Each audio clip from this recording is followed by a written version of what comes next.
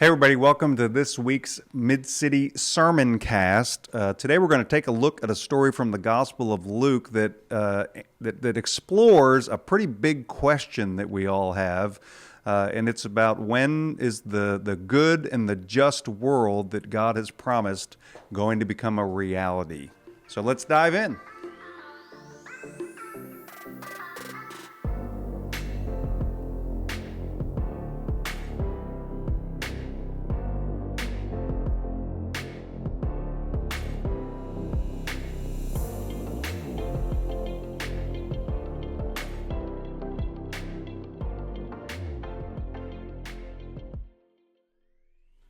So I remember it like it was yesterday. I was sitting in a worship service. I was kind of in my early 20s. I was making my sort of journey back to the church and back to faith.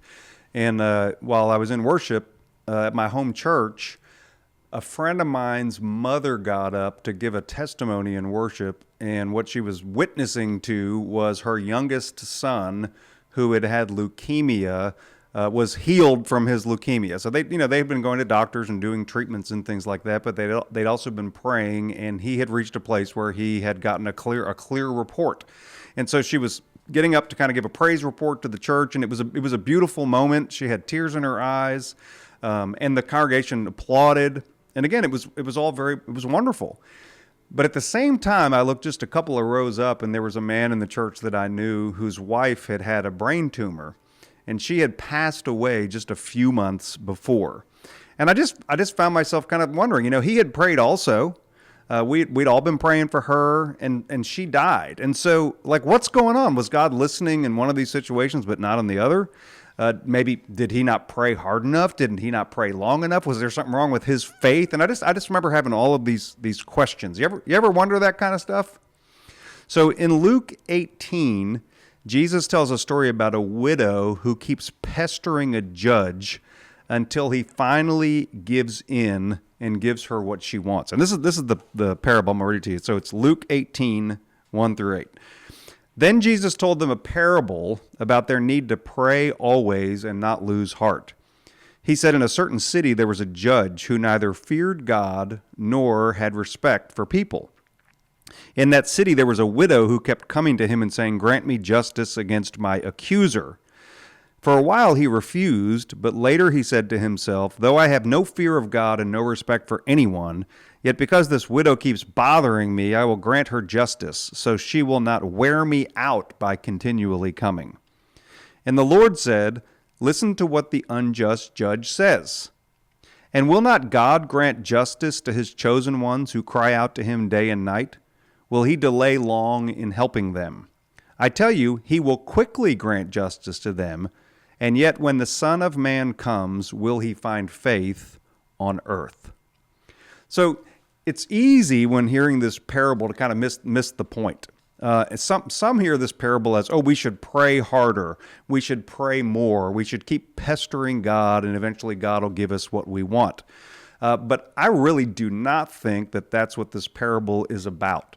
Let me tell you why. I'll give you a couple of reasons, and then we'll unpack the parable a little bit. So the first reason I don't think that that's what this parable about is, just one chapter earlier in Luke 17, Jesus talks about having faith the size of a mustard seed. And he says if we have faith the size of a mustard seed, we can say to a mulberry tree, "Be uprooted and go be planted in the ocean," and it'll do that. If you want to hear a sermon on that, by the way, I gave one a couple of weeks ago.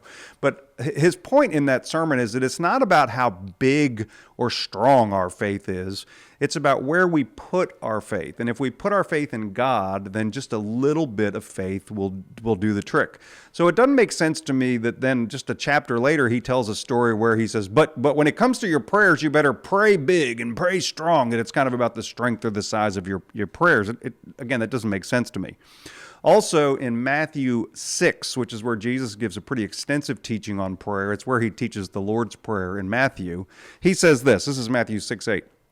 "Your Father knows what you need before you ask him. So again, does it make sense that here in this other place, Jesus is saying, well, but when it comes to other prayers, you need to bug God and keep bugging him and keep, coming to him again and again and again so that he'll pay attention to you? Again, those two things just don't make sense to me. So what does this parable mean? If it's not about kind of praying harder or praying more, what does it mean? So to get at the meaning, it really helps if we zero in on what the widow is asking for. What exactly is she seeking here? And we find it here in verse 3. This is what she says: grant me justice against my accuser. And if you look at the parable from that point on, that word justice occurs 4 times total. So there's that one time where she says, grant me justice, and there's three other times. And I always kind of, when a word recurs in a parable again and again and again, you kind of go, gee, what might this parable be about? And I would suggest to you, it's about justice, the justice of God. So this widow is not asking for comfort or convenience. She's not asking for a good parking spot at the Target. And by the way, that is a pet peeve of mine when people say, like, oh, look, God granted me this good parking place. And I'm like, really? But he's not paying attention to like starving children in the world or something, like he's, anyway. She's not praying for good vacation weather. She's not praying for the winning lottery numbers. She is crying out for justice. She's crying out for the mending and the making right of what is wrong in the world. And this is really a cry that we see echoed throughout the scriptures. From the very, very beginning, the story of Cain and Abel, we're told that Abel's blood cries out from the ground. It's the cry of Israel when they're enslaved in Egypt, and it's the cry that they cry when they're in exile in Babylon.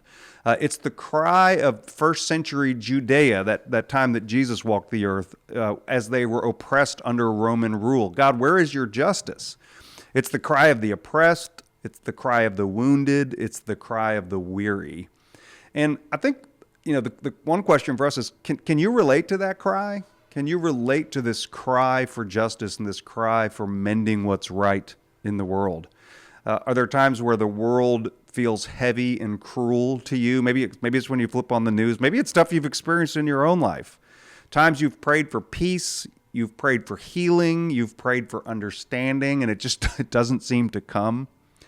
So when we understand that this is the widow's cry, that it's the cry for justice, I think we can better understand what Jesus is pointing us to with this parable. So what is it? What's he pointing us to? And there's 3 things. First, he's pointing us to the character of God. He's reminding us of who God is. So the unjust judge in this parable is quite the character. I mean, the guy, I always kind of, when I read some of these, I chuckle a little bit at the caricature that Jesus is building. So he is distracted and he is annoyed. He don't want to do his job. He's not paying attention to what his job is. He needs to be persuaded to care. He has to be pestered into action. And when he does finally act, he doesn't act because he cares about the widow. Why does he act? He acts because he's tired of her bugging him. So his action is selfish. And does any of this sound like God to you? I hope it doesn't. And by the way, if this is the way that you picture God, there's a great book called The Good and Beautiful God by a guy named James Bryan Smith that kind of helps us rethink what we think about when we think about God. And he helps to really for us to understand the God that Jesus describes. And the God that Jesus knows and the God that Jesus describes is not like this at all. God's not distracted and annoyed. He's attentive and compassionate. God doesn't need to be persuaded to care for us. God's care is constant and eternal. Jesus tells us that God counts the very hairs on our heads. God's motives are not selfish. God does not need to be pestered into action. God acts because God is love, and love cares for the beloved, right? So Jesus, we have to really pay attention to this. Jesus is not equating God with this unjust judge. He's contrasting the two. He's saying, God's not like this. And if even an unjust person can be moved to act for the good of somebody else, how much more will God, who is love itself, act for the good, for our good, right? And this is the contrast Jesus is trying to set up here. He's not saying we need to wear God down. He's saying, remember who God is. So that's the first point I think he's trying to make. The second thing Jesus is trying to address here is the delay, right? The delay. And this is another great cry of humanity. We cry for justice, and then, even if we have an inkling of the promises of God and the goodness of God, we want to go, okay, God, I believe you, and I believe that you're good, and I believe you have good intentions for us, but why is it taking so long? Ever wonder that? And the Christian answer to that question is this: He did do something, and he is doing something. And that's the whole point of the Jesus story. It's God's saving work in history. God doesn't stand far off in human suffering. He comes into the world. He actually experiences our suffering. He confronts and he defeats the power of sin and death once and for all in Jesus Christ. And so we don't have a God who kind of stands off. We have a God who enters into human suffering. And as Christians, we believe that in Jesus, God has begun his great redeeming work. And we believe that the final blossoming or the blooming of that work is coming. It really is. And Jesus had this idea, and I think he wants us to have this sense that it's coming any day. It's coming soon. It's just right around the corner. The book of Revelation says that God will wipe away every tear from our eye. Death and mourning and pain will be no more, for the old order of things have passed away. And this is what we believe is coming because of Jesus. So in the meantime, we live between the promise and the fulfillment. That's kind of the space that we live in. But even then, we still ask the question, when? When's it going to come? What is God waiting for? And the scriptures actually give us a hint of an answer here. And the answer comes in 2 Peter 3, 8 and 9. So let's listen to this. Peter says this: with the Lord, one day is like 1,000 years, and 1,000 years is like one day. The Lord is not slow about keeping his promise, as some think of slowness. He's being patient with you, not wanting any to perish, but all to come to repentance. So I want to read that last part again. It says, the Lord is not slow about keeping his promise, as some think of slowness, but is being patient with you, not wanting any to perish. So here's the idea. God is getting ready to throw this party, right?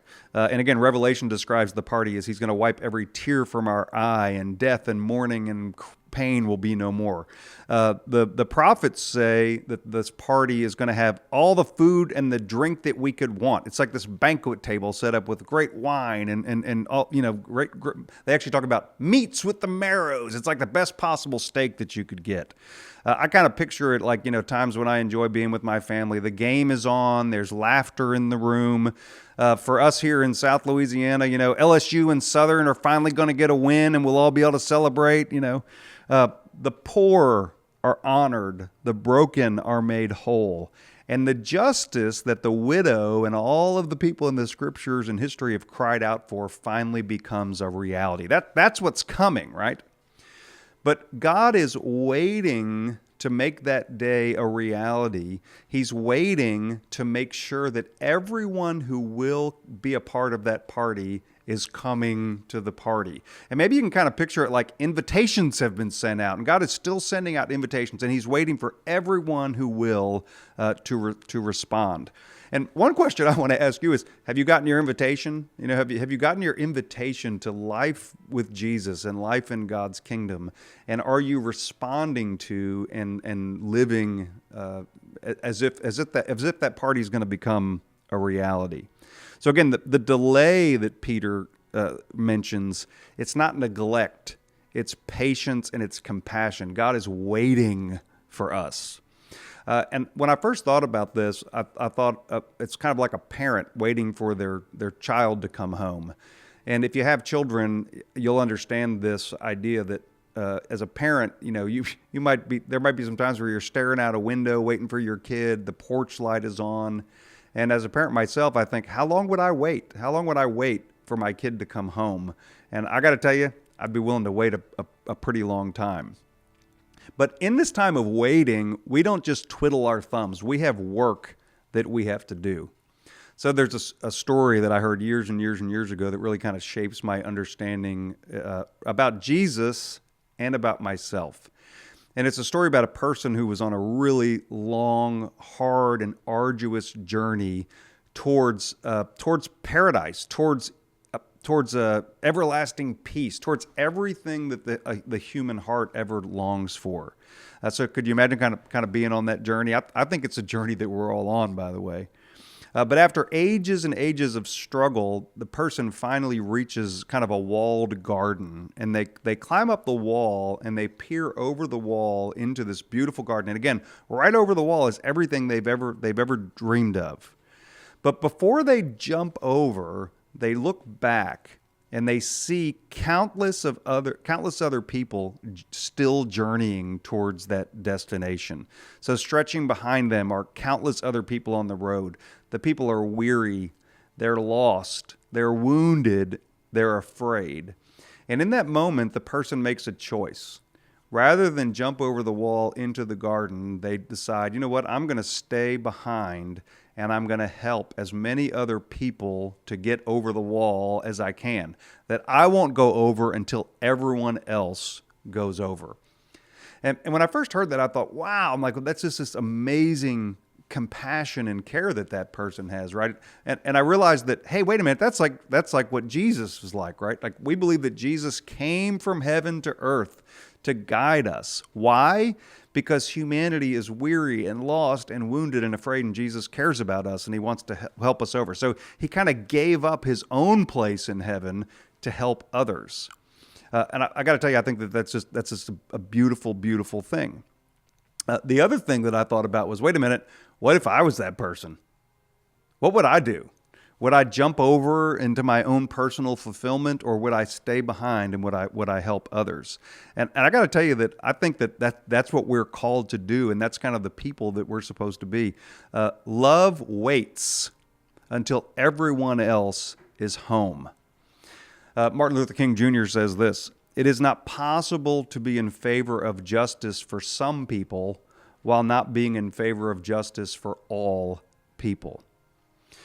So the third thing I think that Jesus tells us with this parable is not to lose heart and not to lose hope. So what's remarkable about this widow isn't her prayer routine. It really is that she doesn't quit. And I got to tell you, I'm sure there are times where she wants to. There are times where we want to, where we want to give up on the vision of God's justice and the vision of a better world, the vision of all that God has promised. Do you ever feel like that? Ever feel like giving up?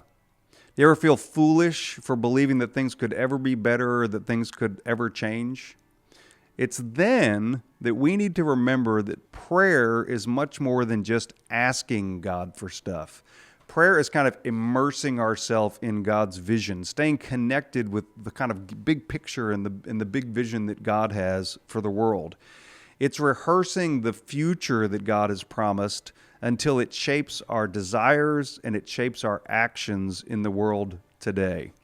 I kind of think of, one prayer that comes out of the Bible that's related to this: Lord, I believe. I really do. I believe you're good, and I believe you're powerful, and I believe that your better future is coming, Lord. I do. Please help me to believe, right? I believe it. Help me to believe it. C.S. Lewis once said this: if you read history, you'll find that the Christians who did the most for the present world are those who thought the most of the next world. They kind of had this vision and this dream of what could be. Aim at heaven, Lewis said, and you get earth thrown in. Just aim at earth and you get neither. So the prayer I think that Luke is pointing us to with this parable is this prayer of staying connected with God's promise and God's vision. And I also think really believing in some way, like Jesus did, that it is just around the corner. It is coming any day now, and living with that hope. So I don't have an easy answer for you about why God seems to intervene in some situations and not in others. But I do believe in God. I do believe that God is powerful. I do believe that God will make all things right, that he will mend the broken things in this world. Do you believe that? I really hope that you do. And if you struggle to believe it, pray that prayer: Lord, I believe, help my unbelief. And I also think that Jesus' closing question here points us to a way forward. So at the very end of the story, Jesus asks this: when the Son of Man comes, will he find faith on earth? So the real question here is not whether God is faithful. I think the Bible answers that question for us pretty soundly. God is faithful over and over and over. The question here is, are we faithful? And will we be faithful? Not a big faith, not a loud faith, but a stubborn and a persistent faith that keeps dreaming, that keeps hoping, that keeps trusting, that keeps showing up, that keeps following Jesus day after day after day until truly all things are finally made right. Thanks for tuning in, everybody, and I'll catch you next time. Bye.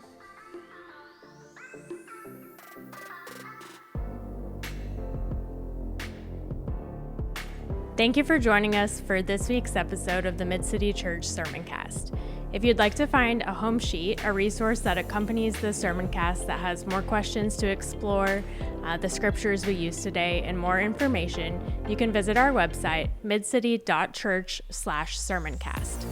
If you'd like to support Mid-City Church by giving, please text the word GIVE to 225-307-0662. Thank you for your generosity, and we look forward to seeing you next week.